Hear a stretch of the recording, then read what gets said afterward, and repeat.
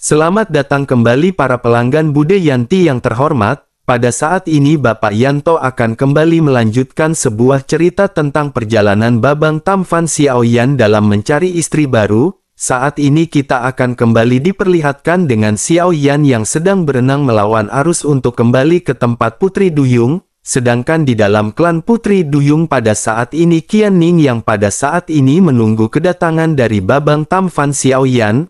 Lalu di tengah-tengah penantiannya ini seorang tetua pada saat ini berambut abu-abu meratap di wajahnya dan datang ke arah Qianning. Jadi dirinya juga adalah salah satu tertua dari klan Putri Duyung dan dirinya segera berkata kepada Qianning, tidak peduli seberapa kuat mereka, namun jumlah monster darah itu tidak diketahui dan bahkan ada monster darah yang lebih kuat yang berada di markas. Sehingga dirinya khawatir bahwa orang-orang yang dibawa oleh Tuan Putri benar-benar ceroboh. Menanggapi hal tersebut Qianning segera berkata agar tetua jangan berbicara omong kosong, apalagi tuan muda ini telah ditunjuk oleh pendeta tertinggi dan mereka pasti akan kembali.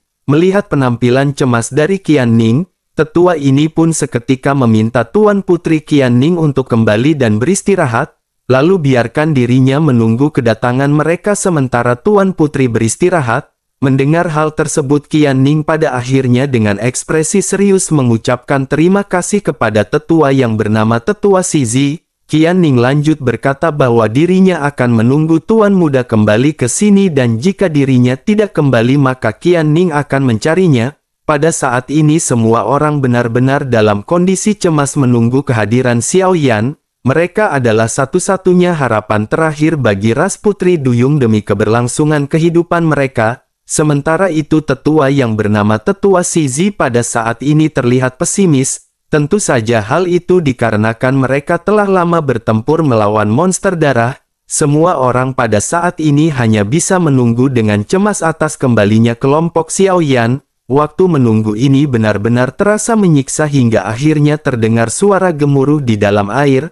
Qianning pada akhirnya melihat kilatan pelangi yang muncul di kejauhan, dirinya pada akhirnya bergumam akhirnya mereka pada saat ini telah kembali, pada akhirnya kelompok Xiaoyan pada saat ini segera mendarat satu demi satu, Xiaozan pada saat ini menatap ke arah Qianning, Xiaozan benar-benar sangat fokus melihat pemandangan yang ada di hadapannya, melihat hal ini Feng Feng berkata, Xiaozan apa yang kamu tonton? Mendengar pertanyaan ini Xiaozan pun gelagapan dan ketika dirinya hendak menjawab dia pada saat ini hanya bisa menjawab tidak apa-apa. Feng Feng pada akhirnya tertawa geli melihat ekspresi Xiaozan yang belum pernah ditampilkan sebelumnya. Saat ini Xiaoyan mengabaikan kesenangan beberapa orang tetapi ia sudah terbiasa dengan itu, dan perkelahian antara saudara selalu dapat membuat suasana lebih santai. Lalu Xiaoyan hanya tersenyum tak berdaya ketika melihat ini, dan kemudian bergerak menuju Qianning.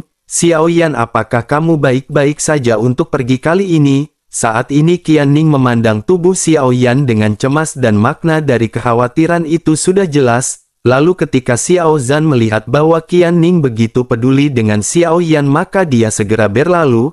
Lalu dia mengangkat tangannya dan menyerahkannya ke Qianning. Lalu ada beberapa luka kering di lengan dan beberapa luka kecil tidak dapat dihindari selama pertempuran. Xiaoyan baik-baik saja tapi aku terluka dan ini sangat serius. Saat ini Xiaozan menatap Qianning dengan tatapan yang menyedihkan, memandang Xiaoyan yang tiba-tiba di depan lengan unicorn dan melihatnya dengan garis hitam. Dengan pertempuran Xiaoyan hatiku diam-diam berkata, kapan pertempuran Xiaoyan menjadi begitu rapuh?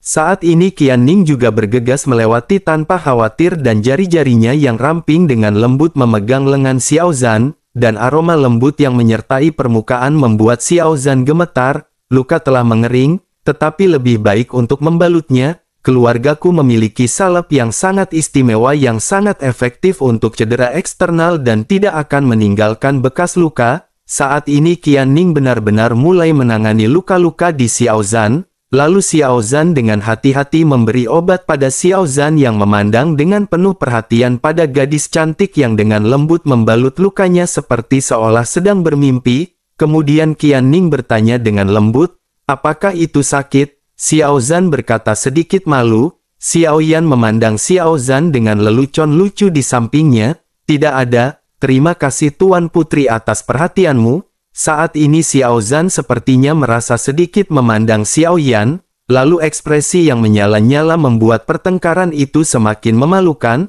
Setelah Qian Ning membantu Xiao Zhan mengatasi lukanya, dia malu menemukan alasan untuk menyelinap pergi dan kegembiraan di hatinya dipenuhi dengan Xiao Yan secara langsung seluruh pikiran pertempuran.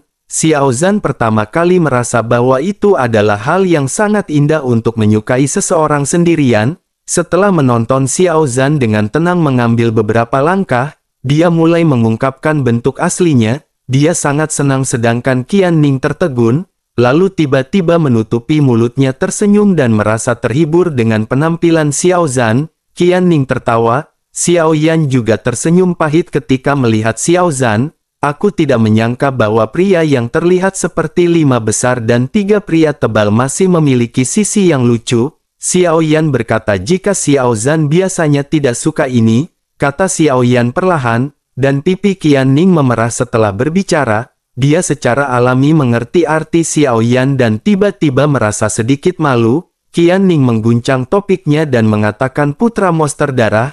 Ketika sesepuh Zizi datang dan para prajurit di klan mereka sangat peduli tentang masalah ini, monster darah telah menyusahkan mereka selama bertahun-tahun yang tak terhitung jumlahnya dan mereka akan bertarung.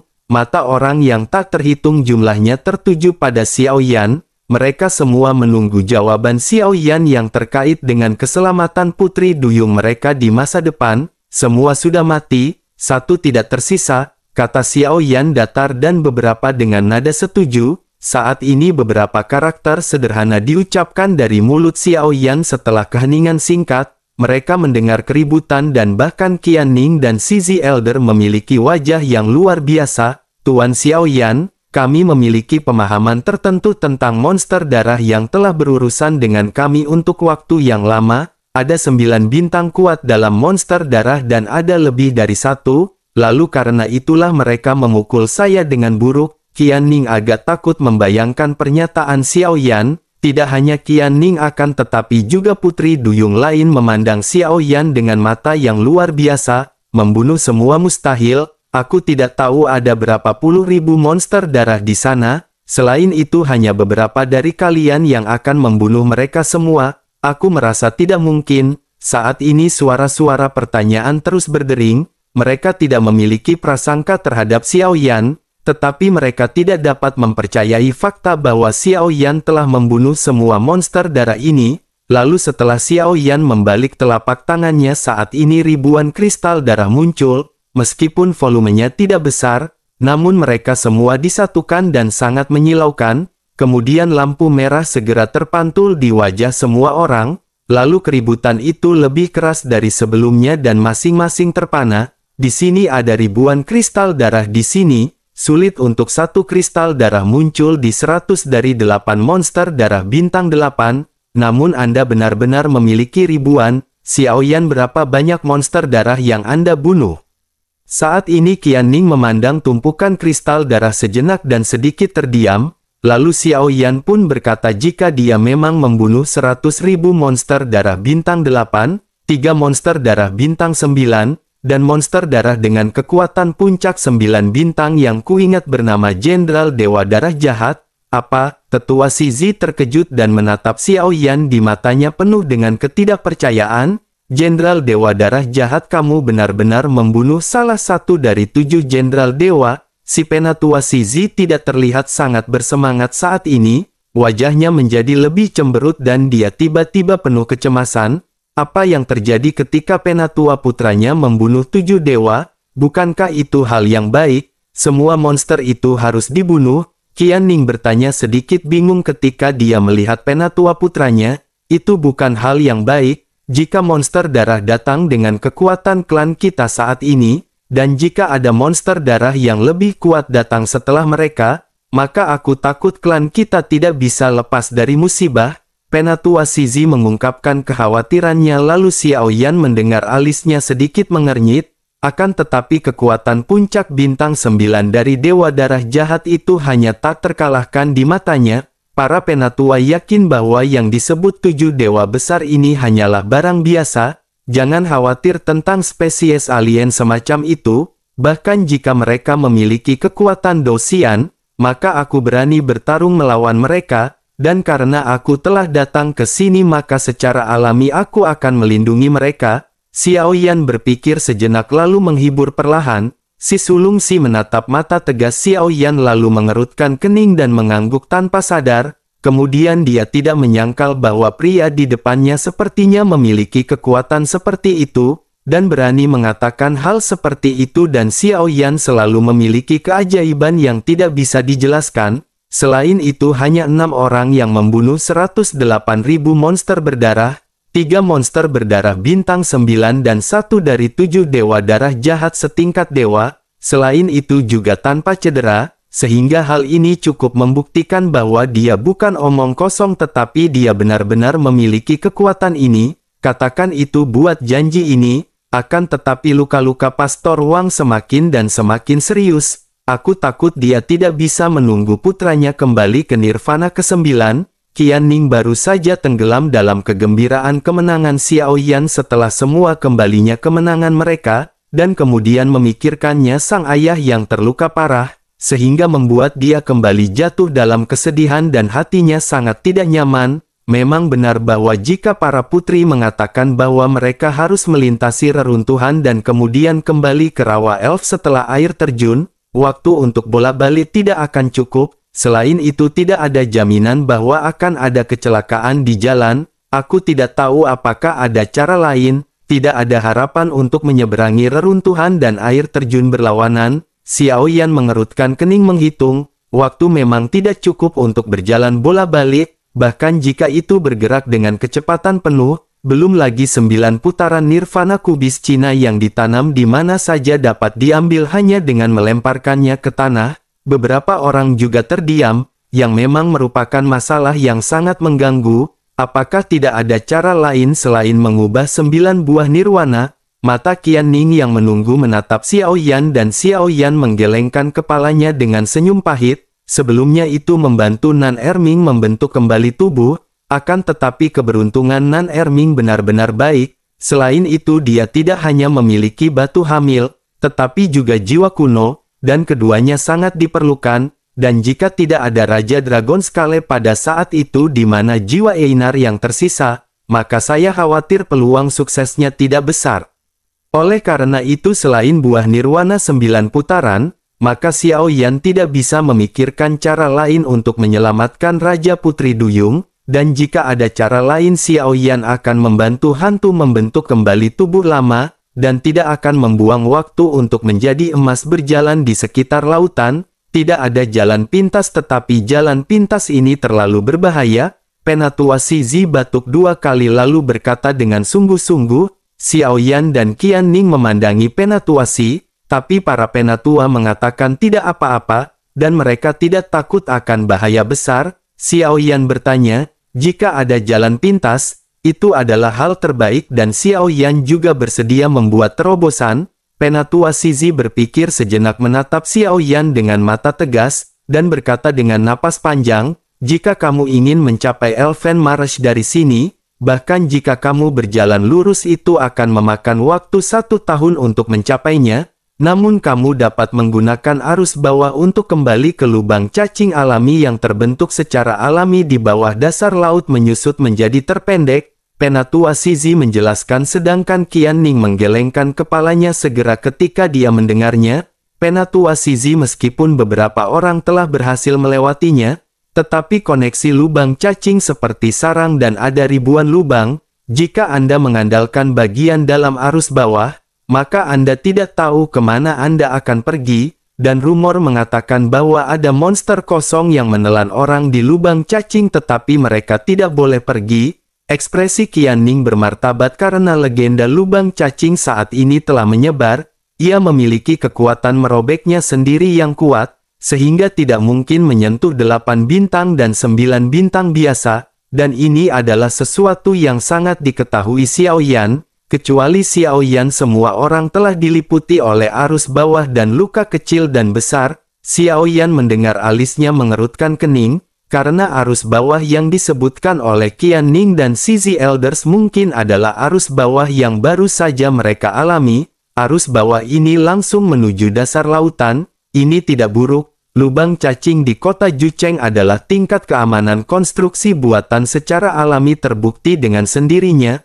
Lubang cacing yang dibentuk oleh alam harus didukung oleh energi yang kuat, karena energi ini alami sehingga ada banyak faktor yang tidak stabil. Secara tidak sengaja mereka akan tersesat dalam kekosongan dan terjun ke dalam situasi yang sangat berbahaya. Setelah mendengar monster dalam kehampaan, Xiao Yan juga sedikit mengeluh. Tidak ada kehidupan dalam kehampaan itu. Xiao Yan menjumpainya ketika ia datang ke daratan Kaisar. Pada saat itu dia merasa itu adalah hal yang sangat kuat, tapi sekarang mungkin perlu disebutkan tetapi tidak jelas apakah benar-benar ada sesuatu yang lebih kuat dalam kekosongan ini, meskipun sangat berisiko dan tidak selalu dapat mencapai tujuannya, akan tetapi itu adalah pertanyaan yang rumit. Lalu ketika Xiao Yan dan yang lainnya cemas, tiba-tiba terdengar suara dentuman, dan suaranya memekakkan telinga. Ini adalah suara yang dibuat dengan bergerak cepat melalui air laut. Suara air laut lebih cepat dari udara.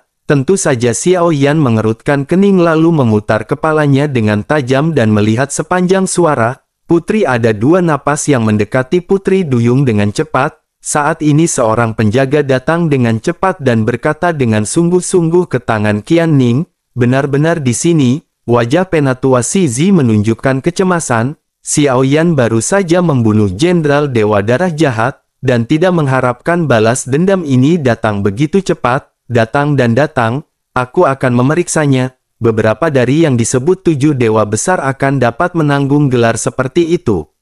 Xiao Yan mengepalkan tangannya lalu wajahnya tidak takut dan dia pergi dengan napas yang membara. Saudara-saudara siap bertarung. Xiao Yan melambaikan tangannya dan orang-orang yang beristirahat di samping tampak bermartabat lagi dan dengan cepat datang di belakang Xiao Yan. Gadis kecil itu selalu dipimpin oleh King Muer dan datang ke sisi Xiao Yan. Pembohong kecil, apa yang harus kita lakukan ketika kita pergi? Xiao Yan memandang gadis kecil yang dipegang King Muer tersenyum pahit, sehingga mengusap kepala gadis kecil itu dan menghibur. Kamu tetap di sini dulu, tidak ada orang jahat di sini dan ini aman, karena mereka akan menjagamu. Kita akan kembali dan pergi. Xiao Yan berkata, aku ingin tahu apakah gadis kecil itu tidak mengerti apa yang dia katakan. Mata kosong sepintas pada Xiao Yan.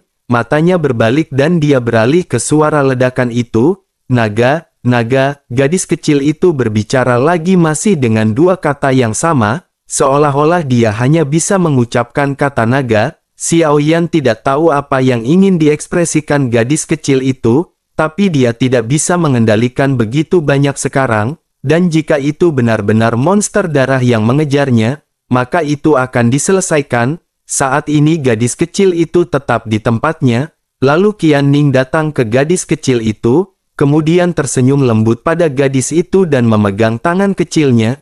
King Muer memandang Qian Ning, setelah itu sedikit mengangguk dan mengikuti Xiao Yan Fei. Dari penutup pelindung Putri Duyung mereka datang ke laut, masing-masing melihat ke arah suara dengan tampilan serius, kemudian dua sinar cahaya dengan cepat memperbesar Xiao Yan dan mata lainnya. Dan segera setelah mereka berhenti perlahan, saat ini sosok di depan mereka secara bertahap menjadi jelas, mengapa mereka tidak setengah membunuh, dan napas mereka tidak terlihat seperti monster darah. Kekuatan jiwa Xiao Yan dieksplorasi dan dia mengerang sedikit, tetapi dia tidak berani peduli, karena dia pikir monster darah itu tidak bijaksana. 3 monster darah bintang 9 dan Jenderal Dewa Darah Jahat yang baru saja saya lihat semua bisa berbicara bijak dan tidak rendah, terutama Dewa Darah Jahat telah membuatnya terlihat dekat dengan manusia. Dua tokoh ini mungkin monster darah yang lebih kuat. Siapa yang datang dan apa niatnya? Xiao Yan berbicara perlahan dan tepat ketika Xiao Yan berbicara, sesosok di depannya tiba-tiba terkejut lalu tiba-tiba mengangkat kepalanya untuk melihat Xiao Yan. Xiao Yan juga setelah memperhatikan sosok ini, Xiao Yan melihat wajah ini yang akrab tidak bisa akrab lagi, lalu otot-otot di wajahnya sedikit gemetar. Ungu-ungu Zian, Xiaoyan bertanya ragu-ragu meskipun wajah di dunia ini sudah lama hilang, namun dia dan Xiaoyan pernah bertempur berdampingan di benua pendendam dan hidup bersama siang dan malam, jadi bagaimana mungkin Xiaoyan tidak akrab? Lalu panca indera terukir dalam pikiran Xiaoyan dengan rambut ungu muda sedikit mengambang di air laut, tetapi juga tidak bisa menghentikan fitur halus dan cantik di wajah, terutama mata ungu muda. Lalu ada dua tanduk kecil di dahi sepertinya agak lucu, meski sudah dewasa usia Ziyan di keluarga naga terlalu muda untuk terlihat seperti loli kecil yang luknut. Xiaoyan, Ziyan juga mengenali Xiaoyan pada saat ini berseru dengan segera, wajah halus itu segera ditutupi dengan senyum, dan dia datang ke tempat yang aneh ini sendirian, lalu kegembiraan dan sukacita dalam batin sulit untuk disembunyikan. Belum lagi Xiaoyan dan Ziyan memiliki emosi yang dalam, dasar pengganggu kecil yang dulunya mendominasi membalikkan sungai, dan kekuatan sombong membuat banyak orang gemetar, bahkan Xiaoyan pada saat itu luar biasa. Adegan ketika keduanya menerobos benua pertempuran masih jelas di kepala. Saat ini keduanya awalnya ingin berjalan dan berbicara satu sama lain, namun tiba-tiba mereka berdua melihat air gelap dari sisi lain pada saat yang sama, kemudian dua napas mendekat dengan cepat dan kekuatan jiwa Xiaoyan jelas merasakan pembunuhan itu, artinya sama dengan nafas yang dirasakan pada monster-monster darah sebelumnya. Tampaknya ini adalah musuh yang sebenarnya. Mata Xiaoyan sedikit tenggelam, lalu dalam kegelapan dua bayangan hitam perlahan muncul. Masih kulit merah darah tetapi keduanya mengenakan baju besi gelap, napas yang dikeluarkan dari tubuh lebih kuat dari Xiaoyan, dan itu juga merupakan puncak dari 9 bintang. Xiaoyan dapat merasakan dari mereka berdua bahwa nafas yang mereka keluarkan akan lebih kuat daripada dewa darah jahat oleh lebih dari 1 bintang. Putri duyung mereka benar-benar kamu sangat berani, bahkan 7 dewa berani membunuhmu. Maka hari ini aku akan membiarkanmu. Putri duyung benar-benar menghilang ke lautan emas. Saat ini sosok perlahan-lahan dibuka dengan suara rendah, sentimen sentimental tidak malu-malu seolah-olah di belakang mereka air laut telah berubah menjadi merah darah. Suara ini terdengar melalui seluruh klan Putri Duyung. Klan Putri Duyung terkejut ketika mereka mendengar kata-kata dan mata ngeri. Bahkan para tetua Shizi dan Qian Ning mengubah penampilan mereka, karena mendengarkan nada ini benar-benar membawa darah. Benarkah jika Anda ingin menghancurkan Putri Duyung maka Anda harus melihat apakah Anda memiliki kemampuan ini? Saat ini Xiaoyan tersenyum dingin, dan perlahan-lahan menghadapi dua orang yang baru saja berbicara. Mereka jelas tertarik oleh Xiaoyan, tetap tinggal yang tidak tahu bahwa Mao Xiaozi yang tebal dan tebal berani berbicara kepada mereka seperti ini dan kemudian memandang Xiaoyan. Siapa kamu? Kekuatannya cukup bagus. Pada akhir periode Jiuxing kamu layak bertarung denganku. Kamu tidak terlihat seperti Putri Duyung. Akan tetapi karena kamu ingin mati, maka aku akan melengkapi kamu. Saat ini salah satu dari mereka juga mencibir. Dia berkata dengan nada menghina. Setelah berbicara niat membunuh yang kuat segera menyerang Xiaoyan. Dan niat membunuh ini sebenarnya semacam kekuatan jiwa. Dihadapkan dengan rasa membunuh yang kuat, kekuatan jiwa Xiaoyan segera muncul, dan kekuatan jiwa tahap selanjutnya dari panggung telah dianggap sebagai keberadaan yang sangat kuat. Setelah bencana benua Kaisar memiliki kekuatan jiwa panggung, maka mereka sangat sedikit, jadi kekuatan jiwa Xiaoyan sudah sangat kuat di tahap selanjutnya di dunia. Lalu kekuatan jiwa Xiaoyan segera menduduki daerah sekitarnya, dan serangan kuat langsung menekan sentimen pembunuhan dari orang itu. Kemudian orang lain tampaknya kaget dan dia mendongak tajam, dan matanya yang berdarah tanpa ampun dan tampak tajam pada Xiaoyan. Sepertinya Laoki seharusnya mati di tanganmu. Pria itu berbicara dengan berat, lalu merasakan kekuatan jiwa kuat Xiaoyan dan segera mengetahuinya. Aku masih berpikir bahwa Putri Duyung itu sangat lemah. Siapa lagi yang bisa membunuh Laoki? Ternyata itu mengacaukan ras manusia. Laoki benar-benar ceroboh, dia tidak bisa berurusan dengan manusia di akhir periode 9 bintang, sungguh sangat sayang sekali. Mengatakan dengan nada buruk pada saat ini semua kebencian sepenuhnya ditransfer ke Xiaoyan. kupikir kalian berdua akan kehilangan muka." Xiao Yan tersenyum lembut dan berkata, "Manusia yang tajam, maka biarkan aku melihat bagaimana kamu bisa mengatakan kata gila ini." Saat ini sosok itu menghela nafas dengan marah, dan itu dikirim dengan telapak tangannya dan air laut di belakangnya segera memicu arus yang kuat, dan kemudian yang kental telapak darah besar meledak ke arah Xiao Yan. Xiao Yan, orang-orang di belakang mereka semua memandang Xiao Yan saat ini, mereka secara alami tahu kebiasaan Xiao Yan. Xiao Yan tampaknya tidak ingin mereka menembak pada saat ini. Xiao Yan menoleh dan berkata kepada kerumunan, "Seperti ini aku tidak butuh suntikanmu, aku akan cukup." Setelah selesai berbicara tubuhnya dilarikan ke atas, dan kemudian dia mengangkat telapak tangan lalu Datian Hua juga pergi. Saat ini kedua sosok itu tampaknya tidak berencana untuk melawan Xiao Yan sendirian. Satu sosok mulai menyerang dan sosok lainnya juga terbang merobek cakar Xiao Yan. Kedua monster darah itu adalah kekuatan dari Jiuxing Peak. Keduanya menembak pada saat yang sama. Xiao Yan juga memiliki beberapa tekanan untuk waktu yang singkat, akan tetapi Xiao Yan secara alami tidak tersentak, berarti Huang Quan, telapak tangan Huang Quan marah, jas 3 potong Huang Quan turun pada saat yang sama, karena peningkatan fantasi futuristik dari lantai 4 selimut pagoda Chen Suling. Xiao Yan menemukan bahwa ketiga keterampilan bertarung ini sangat berguna,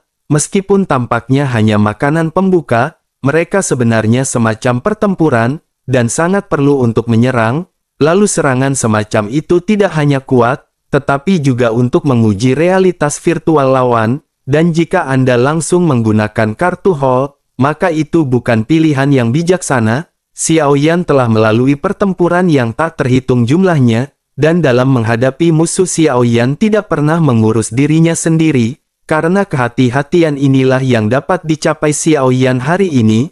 Lalu berbagai metode yang kuat digunakan antara kedua belah pihak, dan kekuatan yang kuat segera muncul. Akan tetapi keterampilan bertarung Xiao Yan runtuh terlebih dahulu. Saat ini Xiao Yan mengerutkan kening, lalu kedua monster darah ini benar-benar lebih kuat daripada dewa darah jahat lebih sedikit.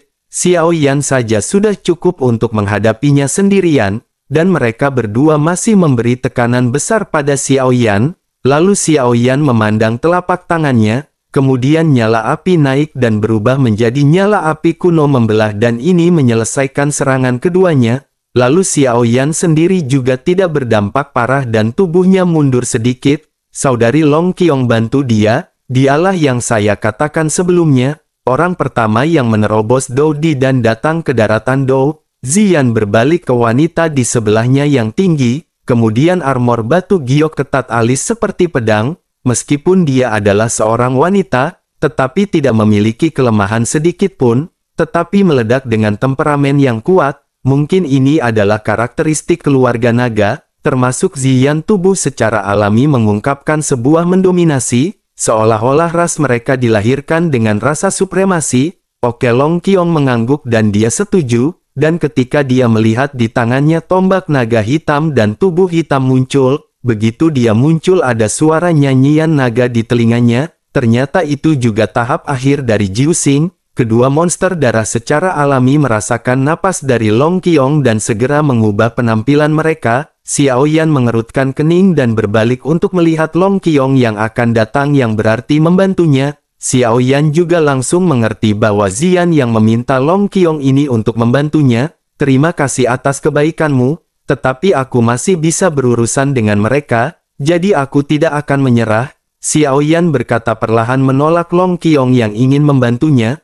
Lalu Long Qiong mendengar bahwa langkahnya juga stagnasi. Pistol naga hitam di tangannya juga berhenti tanpa penyesalan apapun. Keduanya harus Ling Xuesen dan Sue Bingshen di antara 7 jenderal besar dan kekuatan puncak bintang 9. Jadi berhati-hatilah. Long Qiong memandang Xiao Yan dengan acuh tak acuh, dan sepertinya tidak berpikir Xiao Yan bisa pecahkan mereka berdua dengan satu orang, tetapi mengingatkan Xiao Yan dengan ramah agar tetap berhati-hati dan waspada.